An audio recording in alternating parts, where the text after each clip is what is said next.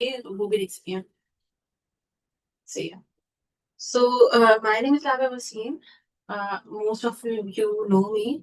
जिनको नहीं पता, मैं अपना थोड़ा सा डिस्क्रिप्शन, ब्रीफ डिस्क्रिप्शन दे देती हूँ। I am a GRC engineer.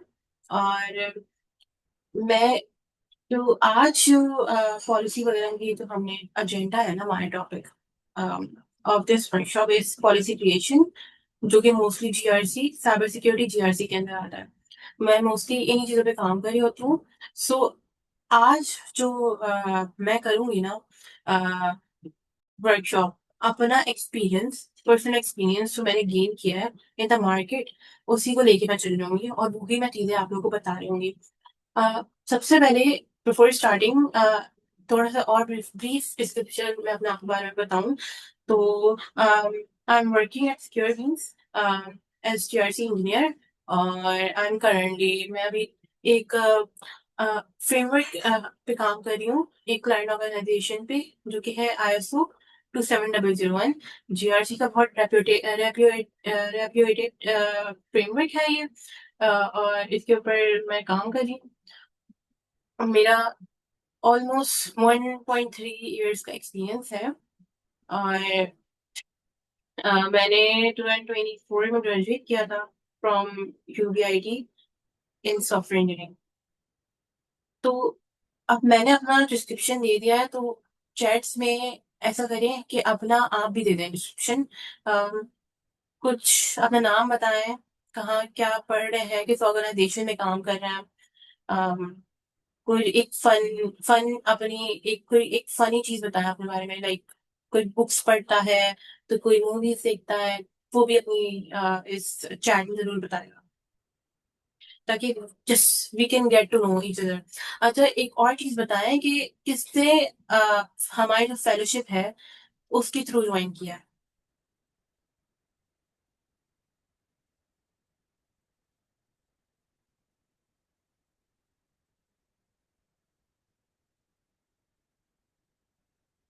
Rami है फ्रॉम फेलोशिप, या Rami and essence is art from fellowship, ये तो मुझे पता है।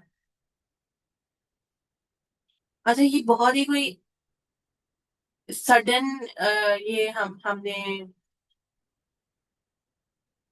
प्लान किया है इस सेशन का। और हमें आउट ऑफ द फेलोशिप भी लोगों ने ज्वाइन किया है। वैसे ये मेरा प्लान था नहीं कि हम आउट ऑफ द फेलोशिप इस सेशन को लेके जाएं, लेकिन most of the people wanted to learn about GRC, और अभी बहुत बूम चल रहा है जीआरसी का। तो इसलिए मैंने ना एक पोस्ट अपने सोशल मीडिया, हमने साइबर कनेक्ट के सोशल मीडिया पे डाल दी, ताकि सबको सीखने को मिले। अच्छा।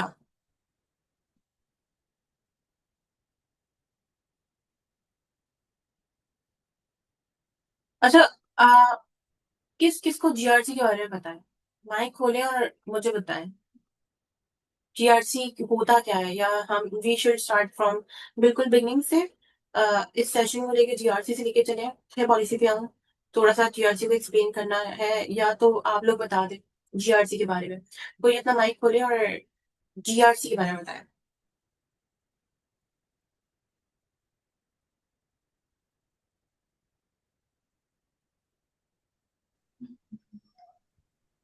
M I audible? बिल्कुल। जैसे कि जीआरसी जो है मेनली ज्यादातर ह्यूमन इंटरेक्शन के बारे में होता है। हम ज्यादा से ज्यादा ह्यूमन से इंटरेक्ट कर रहे होते हैं, और सबसे ज्यादा चीज के मोस्ट सिंपल इसको ऐसे कहेंगे, जैसे कि ज्यादातर लोग सोचते हैं कि हम ये साइबर सिक्योरिटी की एक रूल लगाएंगे, तो वो ऐसे ही डायरेक्टली नहीं लग जाता। हमें कोई ना कोई एक स्ट्रक्चर चाहिए होता है, तो उसके लिए हमें जीआरसी जो है ना मोस्ट इंफॉर्मेशन सिक्योरिटी में चाहिए होती है। बिल्कुल। थोड़ा सा और डिटेल कोई और बताएगा जीआरसी के बारे में, लाइक गवर्नेंस रिस्क कंप्लायंस होता क्या है एग्जैक्टली? Am I audible? जी जी। So governance, risk and compliance basically ये है, इसकी तीन डोमेन्स हैं, गवर्नेंस, रिस्क और कंप्लायंस। कंप्लायंस में बेसिकली आप ये इंश्योर करते हो कि जो भी कंपनी है जिसके साथ आप काम कर रहे हो, वो जो है, जो हमारे जितने भी स्टैंडर्ड्स हैं उनके साथ कंप्लाई करिए। जैसे अगर कोई बैंक है तो वो PCI DSS के साथ कंप्लाई करे।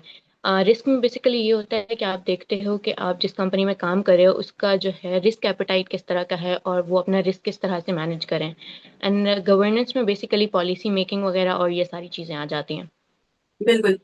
पॉलिसी मेकिंग, आज गवर्नेंस होता है कि तो मैनेजमेंट या कंपनी के जो भी सीईओ है, मैनेजर्स हैं, टॉप पोजीशन पे है, टॉप मैनेजमेंट उसको बोला जाता है हमारी इस GRC world cyber security world में। टॉप मैनेजमेंट हम बोलते हैं उन लोगों को। जो भी आपके मैनेजर्स होते हैं, आपके लीड्स होते हैं, या आपके सीईओ होते हैं, आपके डायरेक्टर्स होते हैं, तो वो गवर्नेंस कर रहे होते हैं। उनका काम क्या होता है कि वो गाइडेंस प्रोवाइड करें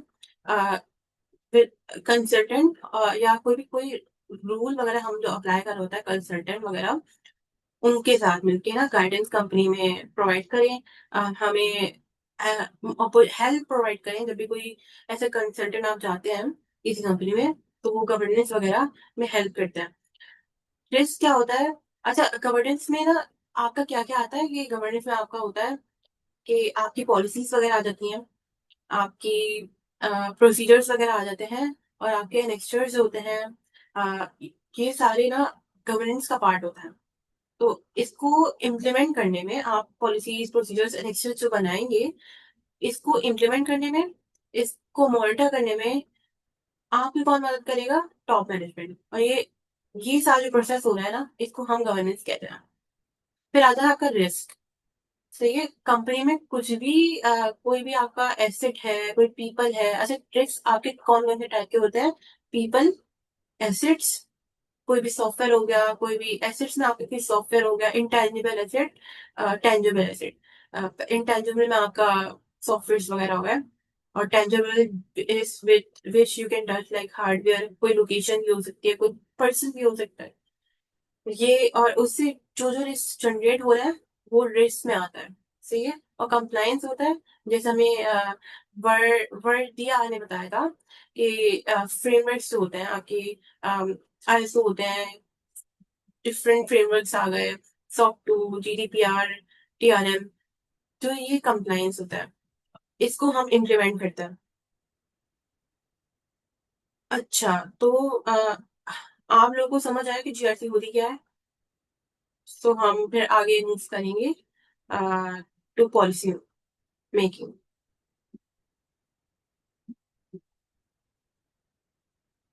feel free to open a mic. जितना इंटरप्ट करेंगे मुझे उतना अच्छा लगेगा कि आप लोग उतने एक्टिव हैं।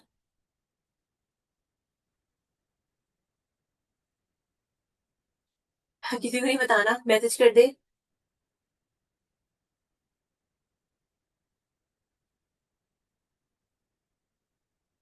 Should we move forward? अच्छा, तो मैं अपनी स्क्रीन, हाँ, अपनी स्क्रीन मैं शेयर कर रही हूँ। सही है।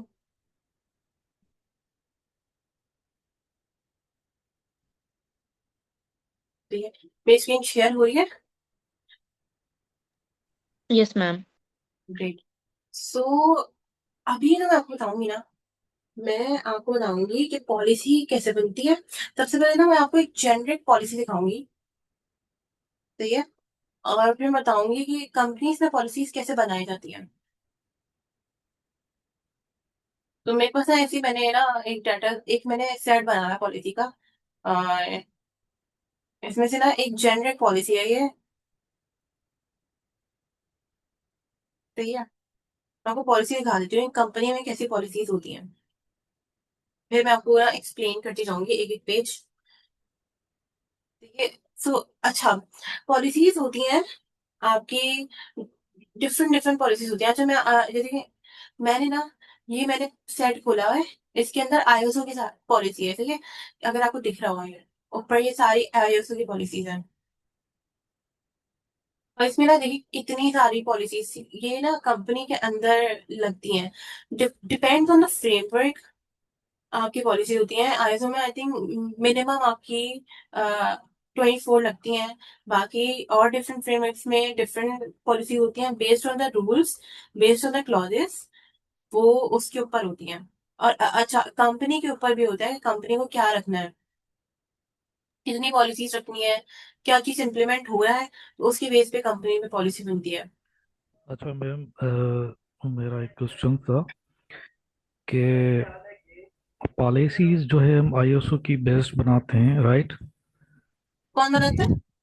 और मतलब आईएसओ की बेसिस पे हम पॉलिसीज बनाते हैं मैम अपने नहीं, ऑर्गेनाइजेशन में। नहीं। अच्छा। आप देखिए, ऑर्गेनाइजेशन का सबसे सबसे पहले ना, ऑर्गेनाइजेशन है, वो सोचते हैं कि उनको क्या करवाना है, ऑर्गेनाइजेशन का गोल क्या है, कि उनको कौन सा फ्रेमवर्क लगाना है। वो बोल सकते हैं कि हमें आईएसओ करवाना है, वो बोल सकते हैं कि हमें सॉफ्टवेयर करवाना है। This is a framework, software, किसी ने नाम नहीं सुना हो। आ, कोई बोलता है कि हमें करवाना है जीडीपीआर, कोई जी मैम। बोलता है हमें करवाना है कोई और सा फ्रेमवर्क। फ्रेमवर्क के बारे में पता है आप लोगों को? एक स्टैंडर्ड होता है, सही है। डिफरेंट डिफरेंट ऑर्गेनाइजेशंस का, अच्छा, डिफरेंट डिफरेंट कंट्रीज का इंटरनेशनल स्टैंडर्ड्स भी होते हैं। अपनी एक कंपनी का भी फ्रेमवर्क्स होते हैं। लाइक, किसी ने अरामको का नाम सुना है? जी अरामको, मैम। हाँ, Aramco is a Saudi Arabia की कोई पेट्रोल की कंपनी है, सही जी है। जी। सो उनका अपना स्टैंडर्ड है और उनका अपना पूरा फ्रेमवर्क है। तो कंपनी अपनी मर्जी से भी फ्रेमवर्क बना सकती है। कंपनी इंटरनेशनल रिकॉग्नाइज कोई बॉडीज होती हैं, वो भी फ्रेमवर्क बनाती हैं, जैसे आईएसओ वगैरह। अगर सही मैम। आईएसओ के बारे में नहीं पता तो मैं थोड़ा सा बता दूं। आप लोगों ने देखा होगा, स्लैंटी होगी, स्लैंटी है ना, उस पे हलाल का ठप्पा लगा हुआ है, सही जी है। जी मैम। वैसे ही सॉफ्टवेयर में क्या होता है, फ्रेमवर्क या कंप्लाइंस इज लाइक अ ठप्पा, कि आपके, आपका जो सॉफ्टवेयर है या कोई कंपनी है, ये बेस्ट सॉफ्टवेयर सिक्योरिटी प्रैक्टिसेस से, या बेस्ट जो भी, जिस जिसका भी को कंप्लाइंस का फ्रेमवर्क है, वो फॉलो करिए, सही है। समझ आया कि ये फ्रेमवर्क क्या होता है? फ्रेमवर्क्स, जी मैम। हाँ, फ्रेमवर्क्स, डिफरेंट डिफरेंट फ्रेमवर्क्स में डिफरेंट डिफरेंट पॉलिसीज होती हैं। अलग अलग फ्रेमवर्क में अलग अलग टाइप की पॉलिसीज बनती हैं। सो जरूरी नहीं है कि आईएसओ को आईएसओ की लेके चल रहा हूँ, जरूरी नहीं है कि आप जीडीपीआर की लेके चल रहा हूँ, हिपा के लेके चल रहा हूँ। बिफोर बिफोर द सेशन एक चीज पढ़ लें आप लोग, या आप लोग लिख लें कि फ्यूचर में अभी इस सेशन के बाद पढ़ना है, वो है फ्रेमवर्क। कौन कौन से फ्रेमवर्क्स हैं, मैं नाम बता देती हूँ, लिख लें।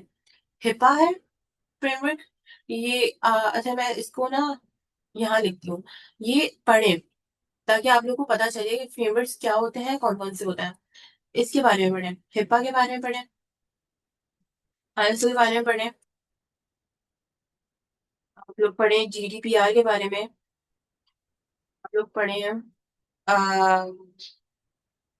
आप लोग पढ़ें टॉक टू के बारे में। कुछ पाकिस्तानी फ्रेमवर्क्स हैं जो कि मोस्टली आपको कहीं नहीं मिलेंगे, कोई यूट्यूब चैनल पे नहीं मिलेंगे। ये इंडस्ट्री से मैं खुद सीख कर आई हूँ। ईटीजीआरएम, टीआरएम, और IBTS। अच्छा, ये जो लास्ट की तीन फ्रेमवर्क्स है ना, ये आप मुझसे लेंगे। ये फ्रेमवर्क्स इंटरनेट में नहीं पढ़े हुए। ये ईटीजीआरएम एक्चुअली है एसबीपी का। एसबीपी अगर नहीं पता, स्टेट बैंक ऑफ पाकिस्तान का है। ये भी स्टेट बैंक ऑफ पाकिस्तान का है। और ये है पीएसएक्स, पाकिस्तान स्टॉक एक्सचेंज का।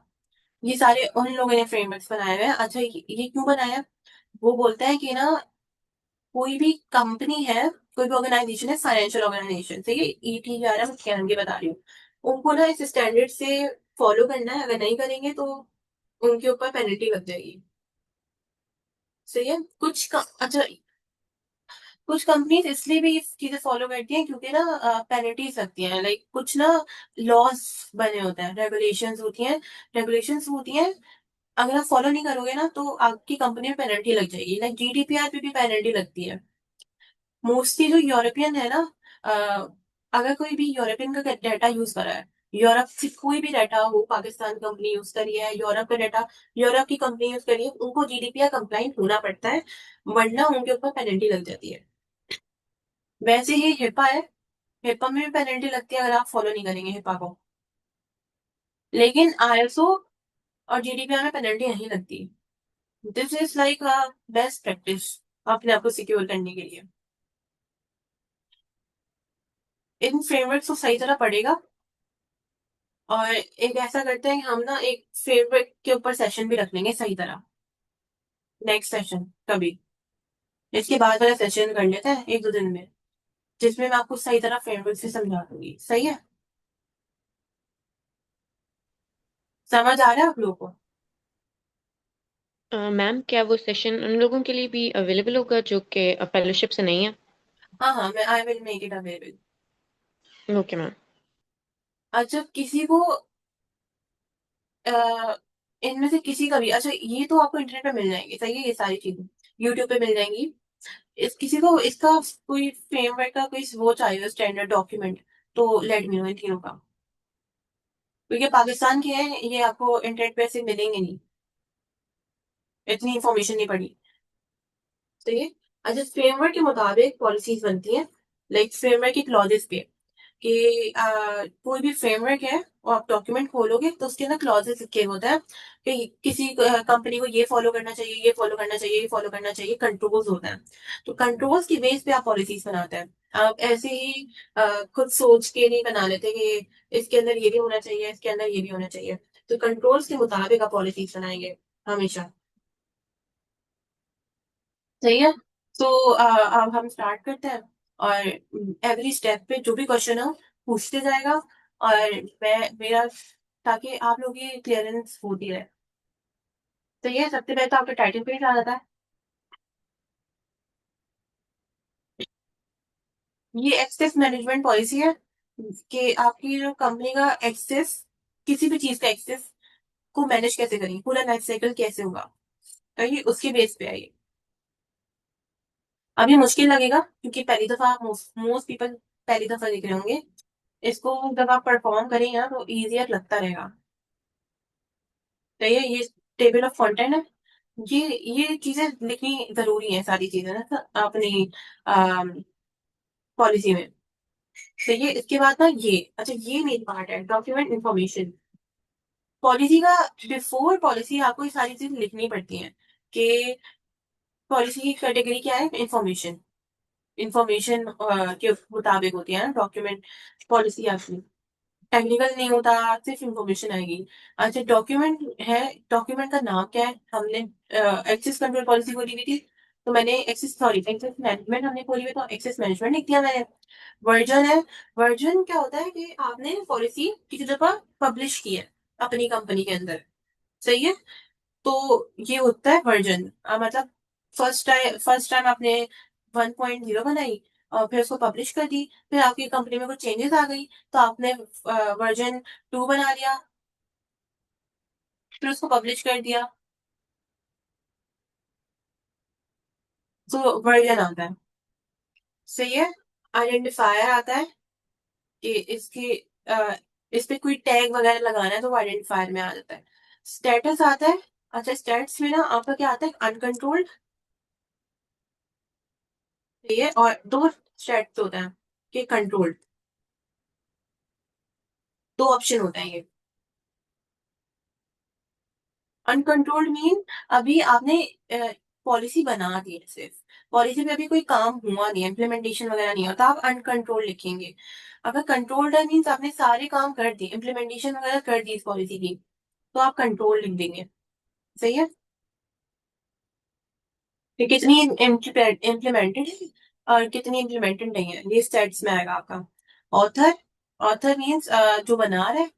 रिव्यूअर मीन्स जो रिव्यू कर रहा है पॉलिसी को, हमेशा पॉलिसी रिव्यू भी होती है, तो ये इसके बारे में अभी आपको बताती हूँ मैं। और अप्रूवर।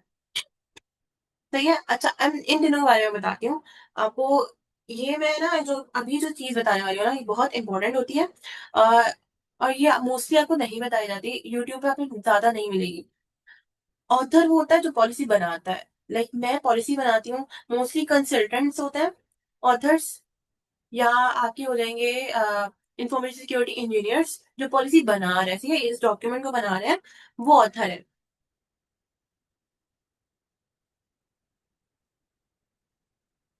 फिर रिव्यूअर है।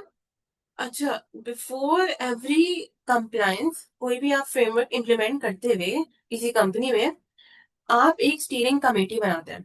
स्टीयरिंग कमेटी मींस, किसी भी कोई भी कोई भी फ्रेमवर्क हो ना, कहीं लिखा हुआ नहीं है उसके अंदर, आप फिर भी आप एक स्टीयरिंग कमेटी बनाएंगे, सबसे फर्स्ट स्टेप आपका होता है, कभी भी ऐसा कंसल्टेंट जाते हैं या कभी भी किसी भी जगह पे अगर आप कोई कंप्लायंस इम्प्लीमेंट करने जा रहे हैं, तो आपको सबसे सबसे फर्स्ट स्टेप बना लेना है स्टीयरिंग कमेटी का। सबसे पहले तो आपको इसको स्टीयरिंग कमेटी बनानी है। स्टीयरिंग कमेटी में कौन कौन आएगा? आपकी टॉप मैनेजमेंट आएगी, जिसके अंदर सीईओ जरूर होंगे, सीईओ या कोई डायरेक्टर होगा, ये जरूरी है। इसके बगैर स्टीयरिंग कमेटी नहीं बनती। टॉप मैनेजमेंट में आपका कौन आ गया? मैनेजर्स आ गए, senior manager, senior managers, lead आ गए।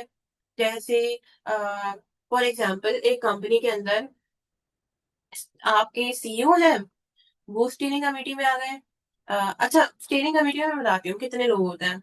स्टीयरिंग कमेटी में आप बेस्ट प्रैक्टिस है कि आप 5 लोग रखें, ऑड में रखें, सही है, ऑड नंबर में रखिए, ताकि अच्छा, स्टीयरिंग कमेटी को हम ये भी कहते हैं बोर्ड ऑफ डायरेक्टर, सही है। तो कुछ लोगों की, अच्छा मीटिंग टाइम खत्म हो रहा है, मैं फिर से लिंक शेयर करती हूँ और फिर हम ज्वाइन कर लेते हैं। आप लोगों ने कहाँ कहाँ से ज्वाइन किया? ईमेल्स वगैरह से या व्हाट्सएप ग्रुप, डिस्कॉर्ड वगैरह से? मैम ईमेल से। अच्छा, ऐसा करते हैं।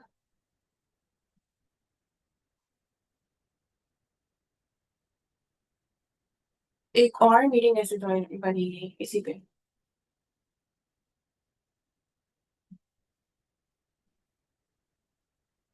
ये ऑप्शन नहीं आ रहा,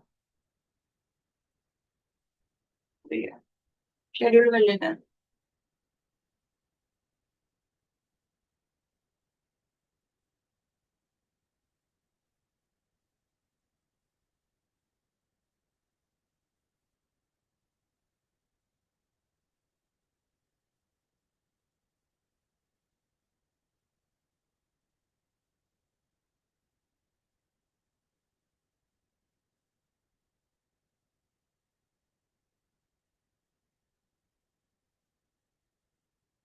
अच्छा, ये लिंक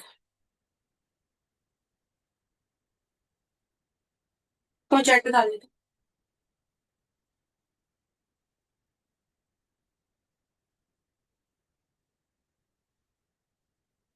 हैं। ये अभी कहीं सेव कर ले, जैसी मीटिंग ऐड होती है इसको ज्वाइन कर लेगा।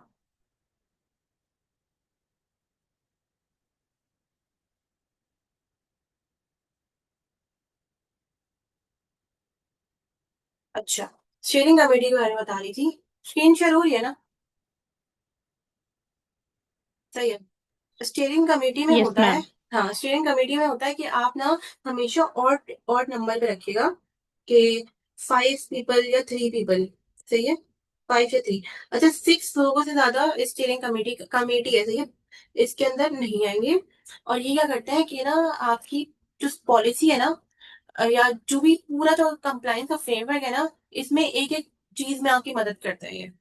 उसके अंदर कौन होता है? सीईओ आ गए आपके, कोई भी डायरेक्टर आ गया, आपका लीड आ गया।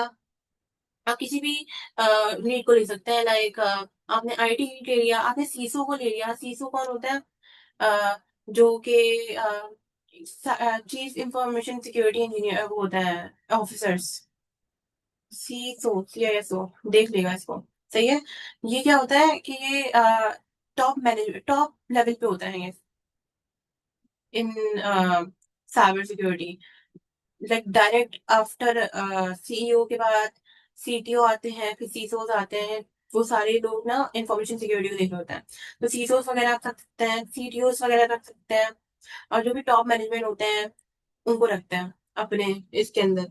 और स्टीयरिंग कमेटी में आप ऐसा कंसल्टेंट भी होते हैं, आपकी कंपनी से भी हो सकता है कुछ, तो ये, तो वो रिव्यूअर्स होते हैं, वो रिव्यू करते हैं इस पॉलिसीज को कि पॉलिसी हमारी इन कंपनी में लग सकती है या नहीं,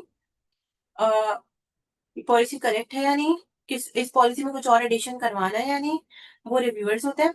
और अप्रूवर्स, तो ये अप्रूवर में कौन आएगा? अप्रूवर में आपके हमेशा सीईओ आएंगे या आपके मैनेजिंग डायरेक्टर आएंगे, वो अप्रूव करेंगे, कोई और आपकी पॉलिसी अप्रूव नहीं कर सकता, ये याद रखेगा। अगर आपने अब किसी और से अप्रूव करवा दिया ना, लाइक आपने पॉलिसी को किसी लीड से अप्रूव करवा दिया, सीईओ से अप्रूव करवा दिया, सीटीओ से अप्रूव करवा दिया, वो नहीं कर सकते। फिर आपकी लग जाएगी नॉन कंप्लाइंट, जिसको कहते हैं कि आपकी वो कंप्लाइंस जो है ना, उसके अंदर गैप आ गया, फिर ये पॉलिसी समझे कि बेकार हो गई। सही है। तो आपको अप्रूव इन लोगों से करवानी होती है। क्रिएशन डेट आ गई कि कब क्रिएट हुई है, और इफेक्टिव डेट मीन्स कब से ये लगना, इम्प्लीमेंटेशन हो गई है, उसके बाद कब ये सही तरह चल रही है अपनी कंपनी में, इफेक्टिव डेट। फिर कंट्रोल स्टेटस, ये वही है, स्टेट्स वगैरह, और डिस्क्लेमर और फिर कुछ वगैरह लिखना है। तो ये डॉक्यूमेंट इन्फॉर्मेशन है। इसके बाद आपको वर्जन हिस्ट्री लिखनी होती है। This is also most important part. Version history ना देखी जाती है कि आपकी इस पॉलिसी का वर्जन क्या है, किस डेट पे ये इम्प्लीमेंट हुई है, ऑथर कौन था इसका, इसको अप्रूव किसने किया है, सही है अप्रूवल, और इसकी डिस्क्रिप्शन वगैरह। यहाँ ये चेंजेस होती रहती हैं। अच्छा, ये इतनी इंपॉर्टेंट है, अगर इसके बगैर आपने बना ली तो जो ऑडिटर आएगा ना बाद में, आपने ये सारी पॉलिसीज बना ली ना, आपके कंप्लायंस के बाद एक ऑडिट, एक्सटर्नल ऑडिट होता है, ये रखेगा। एक्सटर्नल ऑडिट में दूसरी कंपनी से आते हैं। होता यह है कि अगर एसपीपी का कोई फ्रेमवर्क है या कोई जीडीपीआई का फ्रेमवर्क है, तो वो जो सर्टिफिकेशन बॉडी है, जो सर्टिफिकेट प्रोवाइड करेंगे, उनके लोग आते हैं एक्सटर्नल ऑडिट, और वो देखते हैं, वो टेस्ट करते हैं कि आपके पास सारी चीजें चल रही है या नहीं, फिर आपको सर्टिफिकेट प्रोवाइड करते हैं। तो तो वो वर्जन्स पूछते हैं कि वर्जन हिस्ट्री क्या है। सही है, ये पूछी जाती है। समझ आ रहा है आप लोगों को, या ऊपर से निकल रहा है